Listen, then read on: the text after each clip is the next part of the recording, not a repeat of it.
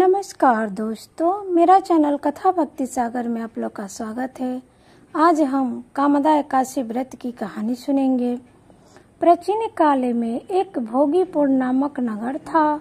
वहां पर अनेक ऐश्वर्यों से युक्त पुंडरीक नाम का एक राजा राज्य करते थे। वहां अनेकों अप्सरा, गंधर्व, किन्नर आदि वास करते थे। उसी जगह पर ललिता और ललित नाम के स्त्री पुरुष अत्यंत वैभवशाली घर में निवास करते थे। वो दोनों एक दूसरे से बहुत प्रेम करते थे और अलग हो जाने पर व्याकुल हो जाते थे। एक समय राजा पुंडरीक गंधर्व सहित सभा में शोभायमान थे। उस समय ललित गंधर्व भी उसके साथ गाना गा रहा था, परंतु उसकी प्रियतमा ललिता उस समय उस जगह पर नहीं थी। इससे वह उसको याद करने के कारण अशुद्ध गाना गाने लगा। नागराज ककोटक ने राजा पुंडरीक से इसकी शिकायत की।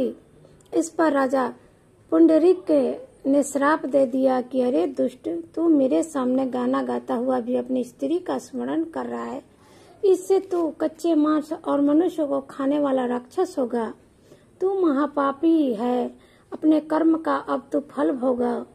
राजा पुंडरीक के श्राप से वह ललित गंधर्व उसी समय एक विशालकाय राक्षस हो गया।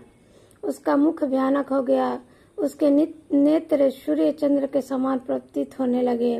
मुंह से अग्नि निकलने लगी। उसकी नाक पर्वत की कंदरा के समान विशाल हो गया और गर्दन पहाड़ के समान लहराने लगा।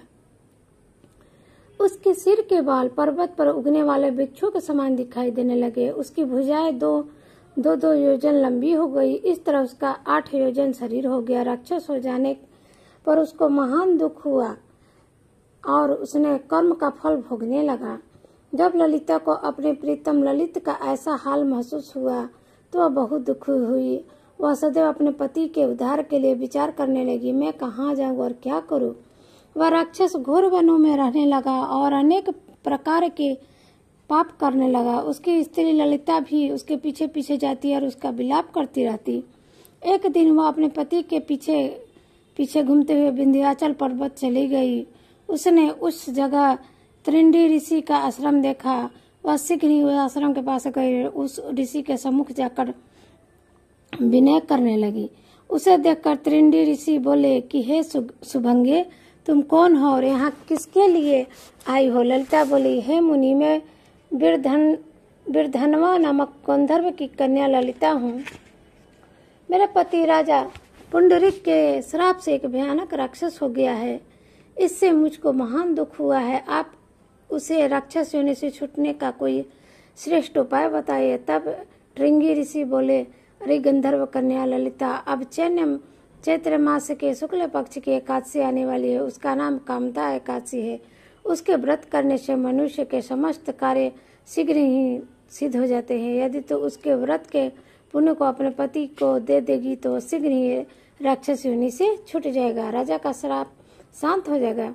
मुनि के ऐसे वचनों को सुनकर ललिता ने आनंद पूर्वक उसका व्रत किया और द्वादशी के दिन ब्राह्मणों के सामने अपने व्रत का फल अपने पति को दे दिया और भगवान से प्रार्थना करने लगी, हे प्रभु, मैंने जो व्रत किया है उसका फल मेरे पति को मिले, जिससे उसकी राक्षस योनि शीघ्र ही छूट जाए। एकादशी का फल देते ही उसका पति राक्षस योनि से छूट गया और अपने पहले वाले स्वरूप में आ गया। वह अनेक सुंदर वस्त्रों तथा आभूषणों से अलंकृत होकर पहले की भांति ललिता के साथ विहार करने लगा। कामदा एकादशी के प्रभाव से वह पहले की भांति अब अधिक सुंदर हो गया और पुष्पक विमान पर बैठकर स्वर्गलोक को चले गए।